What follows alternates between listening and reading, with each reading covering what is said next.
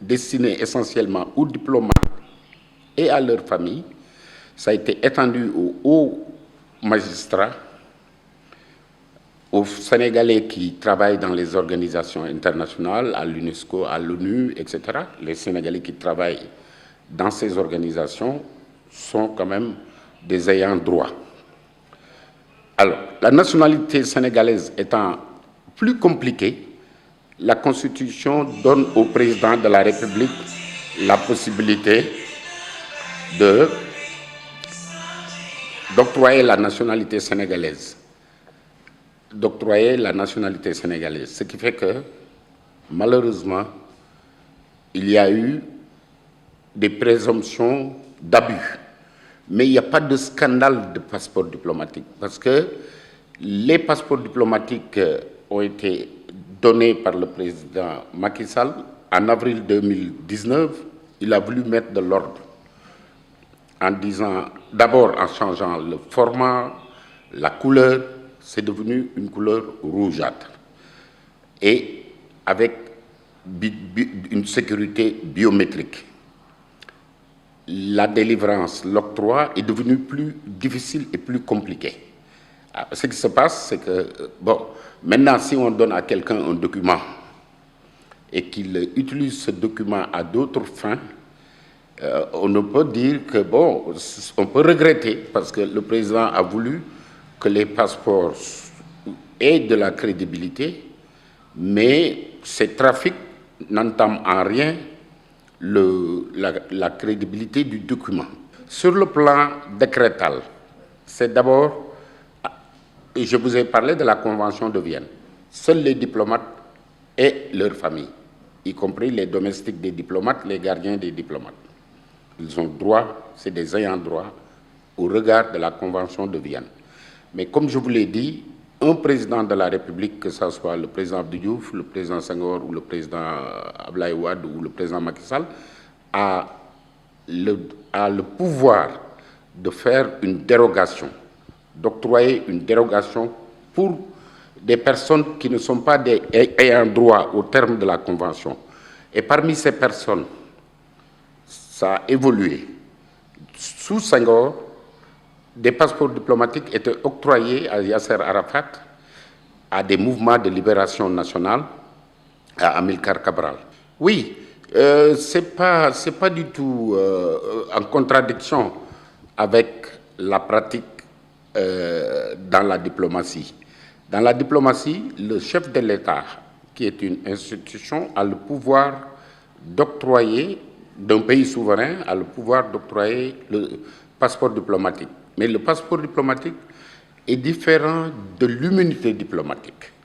Ce qui se passe, les ayants droit, c'est les anciens présidents de la République, les anciens présidents des institutions, et les anciens premiers ministres et les anciens ministres des Affaires étrangères. Et les anciens ministres des Affaires étrangères. Eux seuls sont des ayants droit. Mais dans le nouveau décret, on a ajouté, parce que tout simplement l'ancien régime avait étendu l'octroi aux députés et à leur épouse, on l'a étendu. Mais en fait, les personnes titulaires de passeports diplomatiques n'ont pas besoin de trouver un passeport diplomatique pour leurs épouses ou pour leurs enfants. Parce que quand ils vont chercher un visa, avec leur statut ou avec le fait qu'ils sont titulaires de passeports diplomatiques, peuvent leur permettre de trouver un visa à des gens qui ont des passeports ordinaires. Donc, ce n'était pas la peine qu'on entre dans des demandes que les députés demandent à leurs épouses d'avoir un passeport diplomatique pour pouvoir avoir un visa. Ils n'avaient pas besoin de ça. Ceux qui ont le passeport diplomatique, dès qu'ils vont dans une chancellerie, ils peuvent à tout moment avoir un visa par la garantie et la couverture du fait qu'ils sont titulaires d'un passeport diplomatique. Mais tout ceci vient du fait que si vous avez un passeport diplomatique, vous êtes exempté de visa pour rentrer en France. L'immunité diplomatique est octroyée au sens toujours de la Convention de Vienne aux personnalités qui sont accréditées dans un pays qui représentent leur pays à l'extérieur ou dans les organisations internationales. Cette immunité vous donne plusieurs privilèges, notamment l'exemption de taxes, de droits de douane, mais même immunité juridictionnelle, immunité juridique, c'est-à-dire qu'un diplomate affecté dans un pays X ne peut pas être poursuivi selon les lois et conventions de ce pays, du pays d'accueil. Ça, c'est l'immunité diplomatique, c'est la protection qui est offerte. Heureusement que pour le moment, le Sénégal n'a pas de problème au niveau de l'utilisation de l'immunité diplomatique, mais au niveau du visa. C'est-à-dire que les scandales, comme vous dites, entre guillemets, ça porte sur des problèmes de visa, mais pas problème de comportement d'une personne qui bénéficie d'une immunité diplomatique. Donc l'immunité diplomatique, elle est plus forte, elle est plus large et elle donne plus de privilèges, mais aux diplomates qui sont accrédités dans des pays amis ou dans des organisations internationales. En fait, c'est une bonne question que vous posez. Ces personnes cherchent le passeport diplomatique uniquement, non pas pour bénéficier d'une immunité diplomatique. Les Sénégalais cherchent le passeport diplomatique pour voyager dans des pays sans subir les contraintes de la recherche, de l'obtention du visa. Mais je vais vous donner des exemples concrets. Quand vous n'êtes pas diplomate, vous n'êtes pas fonctionnaire international, vous n'êtes pas ayant droit, et que vous allez à l'ambassade des États-Unis au Sénégal avec votre passeport diplomatique, vous avez une chance sur deux que le visa vous soit refusé. Il y a certaines chancelleries qui ne veulent pas du tout voir des Sénégalais avec des passeports diplomatiques qui ne sont pas des ayants droit. Et parmi ces ayants droit, quand il y a eu la réforme naturellement en 2019 du document, il y a eu des textes qui prévoient que, comme je vous l'ai dit, les hauts magistrats, les fonctionnaires détachés dans les organisations internationales, les anciens premiers ministres et les anciens ministres des Affaires étrangères. Tous les autres, c'est des dérogations. Mais étant donné que le président Wade avait donné le statut, avait étendu la délivrance aux épouses des députés, il était très difficile pour le président. Oui, au chef de village. Il était très difficile pour le président Macky Sall de refuser. Mais Dieu seul sait l'immensité de la pression que reçoivent les chefs d'État sénégalais au niveau justement de la demande de passeport diplomatique. Il est arrivé qu'on refuse des passeports diplomatiques à des gens qui n'en ont pas droit, et ces gens se retrouvent politiquement radicalisés. La procédure, la demande est faite au niveau du ministère des Affaires étrangères. Pour les dérogations, il n'y a que M. le Président de la République qui octroie des dérogations. C'est comme la nationalité. Alors, mais qu'est-ce qui se passe? Ce n'est pas parce qu'il y a eu trafic qu'il y a eu complicité au niveau du ministère des Affaires étrangères. Loin s'en faut.